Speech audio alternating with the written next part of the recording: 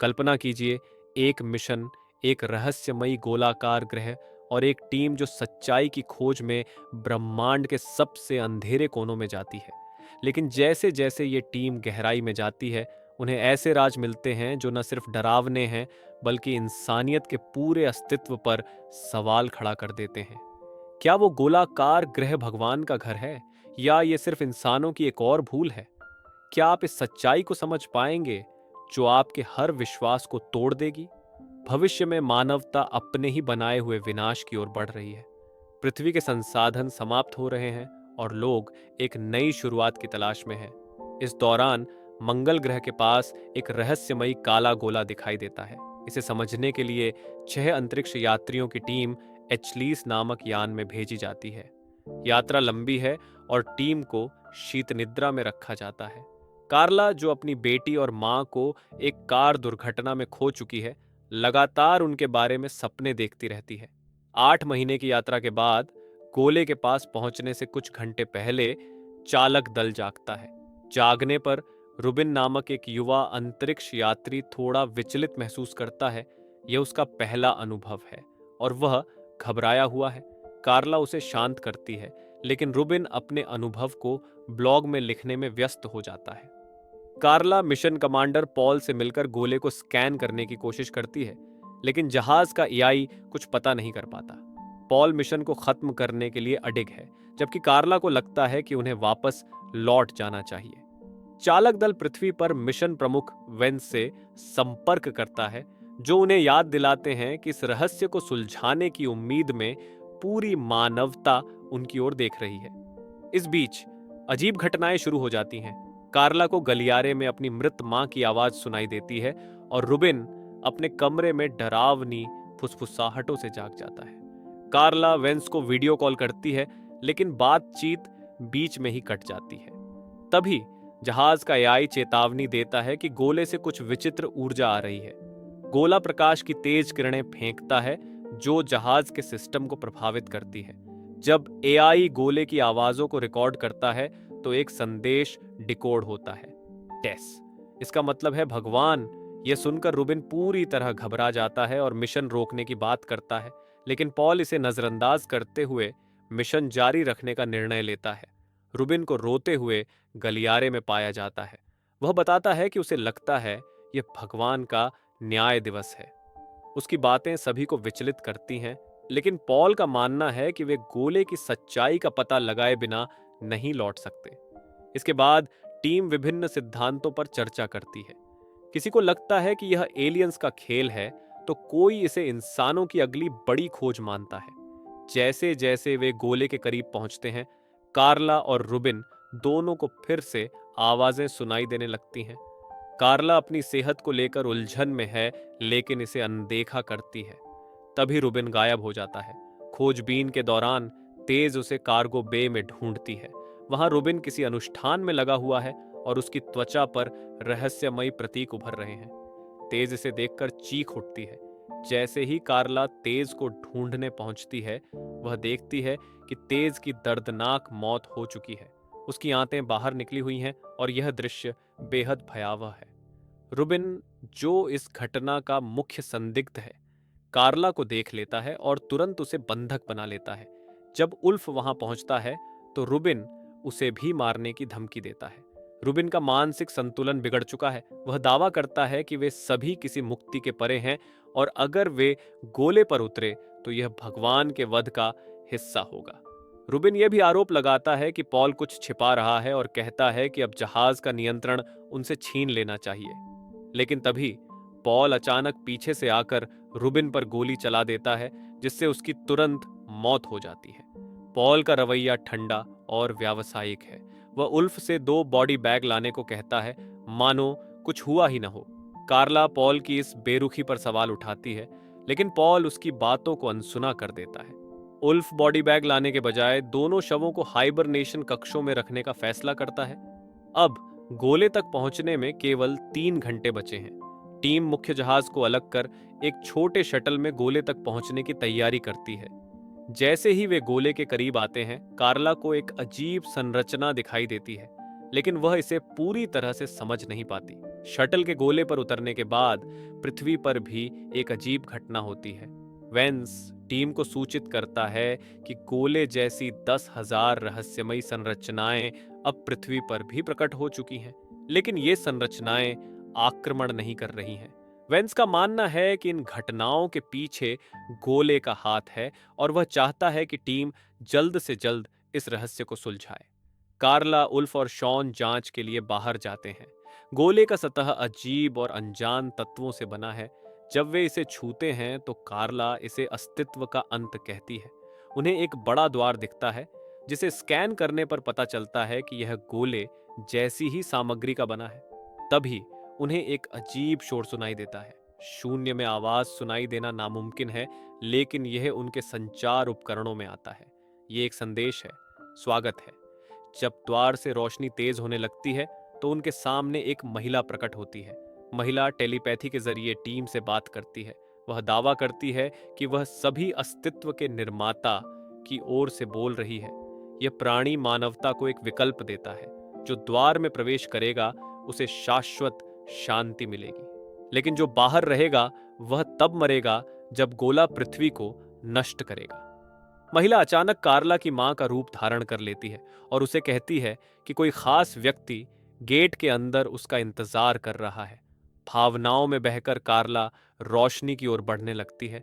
उसे कार दुर्घटना का फ्लैशबैक आता है और फिर वह खुद को एक सुनहरे शहर के पास पाती है जहां उसे अपनी बेटी दिखाई देती है। वह भावनाओं से भरी उसकी ओर दौड़ती है, लेकिन इससे पहले कि वह अपनी बेटी से मिल पाती, वह अचानक जहाज के अंदर एक मेज पर होश में आती है। सिर पर ताजा घाव और उल्टी के साथ वह भ्रमित है कि वहां कैसे पहुंची। उल्फ उसे बताता है कि वह गेट से बाहर आई थी, लेकिन इतनी कमजोर थी कि खड़ी भी नहीं हो सकी।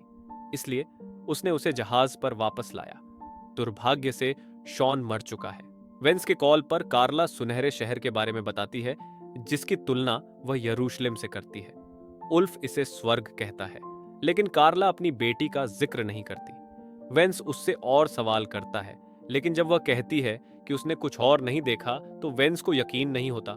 पॉल वेंस के सवालों से चिढ़कर कमरे से बाहर चला जाता है। इसके बाद कार्ला शॉन की मौत के बारे में उल्फ से पूछती है। उल्फ बताता है कि शॉन का सूट फट गया था जिससे वह डिकम्प्रेस हो गया, लेकिन कार्ला को यकीन नहीं होता क्योंकि उनका सूट इतनी आसानी से नहीं टूटता। उल्फ फिर कहता है कि शॉन ने गलती से अपने दस्ताने को सही से सील नहीं किया था। कार्ला उल्फ की बातों पर शक करती है। उल्फ उसे आराम करने को कहता है, लेकिन कार्ला क्षेत्र में दोबारा जाने की इच्छा व्यक्त करती है। हालांकि उल्फ उसे सूचित करता है कि जहाज अब गोले की कक्षा से बाहर जा रहा है। बिना कैमरे वाले गलियारे में उल्फ कार्ला से पूछता है कि उसने गेट के अंदर वास्तव में क्या देखा। इस पर कार्ला अपने परिवार का जिक्र करती है और यह भी बताती है कि उसे वेंस और पॉल पर भरोसा नहीं है। वह मानती है कि दोनों कुछ बड़ा छिपा रहे हैं। जब उल्फ डेक पर लौटता है, पॉल उससे पूछता है कि कैमरे से दूर रहते हुए उसने कार्ला से क्या सुना। उल्फ झूठ बोलता है कि कार्ला ने कुछ भी नया नहीं बताया। पॉल को शक हो जाता है और वह उल्फ को अपने आदेशों का पालन करने की सख्त चेतावनी देता है। जहाज अब हाइबरनेशन के लिए तैयार हो रहा है। इस बीच कार्ला शॉन के शव और उसके सूट की जांच करती है। उसे इस बात का सुराग मिलता है कि शॉन की मौत स्वाभाविक नहीं थी। वह रुबिन का चाकू उठाती है और पॉल के कमरे का ताला तोड़कर अंदर प्रवेश करती है। पॉल उसे सुरक्षा कैमरे पर देखता है और उल्फ को उसे रोकने के लिए भेजता है। पॉल के कमरे में कार्ला को एक बंदूक और कुछ महत्वपूर्ण फाइलें मिलती हैं। उल्फ कमरे के बाहर आता है, लेकिन कार्ला उस पर बंदूक तान देती है। फाइलों को पढ़ने के बाद उसे पता चलता है कि उल्फ एक पूर्व एलीट कोर सैनिक था। उल्फ यह कबूल करता है, लेकिन जोर देता है कि वह अब बदल चुका है। कार्ला उसे मुख्य डेक पर ले जाती है, जहां वह पॉल पर बंदूक तानती है। पॉल इस पर उसे विद्रोही घोषित करता है और कहता है कि विद्रोह की सजा मौत है। लेकिन कार्ला शॉन की मौत के पीछे छिपे सच का खुलासा करती है। शॉन की मौत गोली लगने से हुई थी। पॉल पर यह आरोप लगाने के बाद वेंस का एक कॉल आता है। वेंस का दावा है कि वैज्ञानिक मानते हैं कि कार्ला ने वास्तव में स्वर्ग देखा है। वह पृथ्वी पर फैली अराजकता का एक वीडियो भी दिखाता है। लोग पृथ्वी छोड़ने के लिए बेताब हैं। पॉल इस मौके का फायदा उठाकर कार्ला पर झपटता है। संघर्ष के दौरान कार्ला पॉल को गोली मार देती है, लेकिन लड़ाई के दौरान उसे भी गंभीर चोट लगती है। वेंस का कॉल खत्म होने के बाद कार्ला उल्फ पर बंदूक तानती है। उल्फ अंततः स्वीकार करता है कि उसने ही शॉन को मारा था, लेकिन उसका इरादा उसे मारने का नहीं था। वह सच्चाई जानना चाहता है कि गेट के अंदर क्या है। कार्ला इस पर विचार करती है और उल्फ को एक मौका देने का फैसला करती है। कार्ला ने उल्फ से उसे अस्पताल में ले जाने और घाव पर पट्टी बांधने की अनुमति दी। जब वह ठीक महसूस करने लगी तो उसने कहा कि वह फिर से मैदान में वापस जाना चाहती है, लेकिन वेंस एआई को नियंत्रित करता था। उल्फ ने खुलासा किया कि उसके पास एआई को ओवरराइड करने के लिए कोड है, लेकिन इसके लिए उन्हें एडी छोड़नी होगी, क्योंकि अकिलिस मैन्युअल रूप से नियंत्रित करने के लिए बहुत बड़ा है। इस प्रक्रिया से वे मुख्य प्रणोदन खो देंगे, जिससे पृथ्वी पर वापस जाने में 5 साल से अधिक का समय लग सकता है। कार्ला को उम्मीद खोने लगी, लेकिन उल्फ के पास एक वैकल्पिक योजना थी।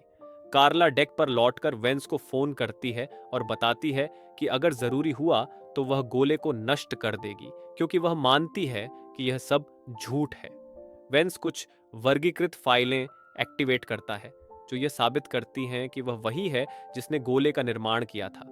वेंस ने कहा कि उसने यह सब किया क्योंकि पृथ्वी पर अत्यधिक जनसंख्या थी और उसे बचाने के लिए 6 अरब लोगों की जान बचानी थी। उसने बाकी 15 करोड़ को मार दिया। उसने लोगों को यह विश्वास दिलाया कि गोला स्वर्ग ले जाएगा, लेकिन असल में वह उन्हें मौत के रास्ते पर भेज रहा था। कार्ला को यह समझ में नहीं आता कि वेंस ने उसे यह सब कैसे किया।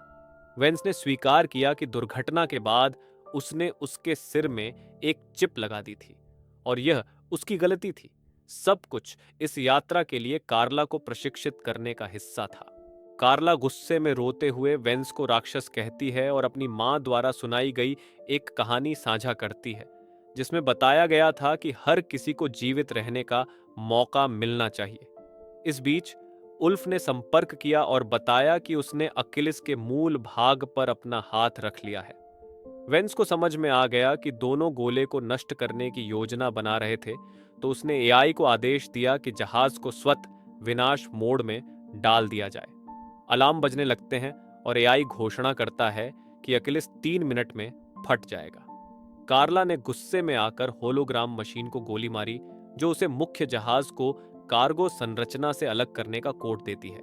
उल्फ अभी भी लिफ्ट में फंसा हुआ था, जो बहुत धीमी गति से चल रही थी, और वह समय पर मुख्य जहाज पर वापस नहीं आ पा रहा था। उसने कार्ला से कहा कि वह बिना उसके जहाज को छोड़ दे, लेकिन कार्ला मना कर देती है। तभी आत्मविनाश शुरू हो जाता है और अकिलिस एक साथ कई स्थानों पर विस्फोट करने लगता है। कार्ला के पास अब केवल एक ही विकल्प था, जहाज को मुख्य संरचना से अलग करना। वह भयभीत होकर देखती है कि सभी विस्फोट मुख्य संरचना को नष्ट कर रहे हैं और सोचती है कि उल्फ मर चुका है। लेकिन अचानक उल्फ ने संपर्क किया और बताया कि वह आखिरी सेकंड में मुख्य जहाज पर पहुंच गया था। दोनों ने मिलकर अपने जीवित रहने का जश्न मनाया और उल्फ ने बताया कि चूंकि उन्होंने अकिलिस का आधा हिस्सा खो दिया है, अब कोर का विस्फोट मैन्युअल रूप से करना होगा। कार्ला ने इसे स्वीकार किया और कहा कि वे इसे एक साथ करेंगे। हालांकि जब जहाज गोले पर उतरता है तो उल्फ ने पीछे का दरवाजा बंद कर लिया और कार्ला से कहा कि वह पृथ्वी पर वापस जाए ताकि वह सभी को सच्चाई बता सके। कार्ला अब अकेले पृथ्वी की यात्रा पर निकल पड़ी है। एआई ने उसे सूचित किया कि यात्रा में 7 साल लगेंगे,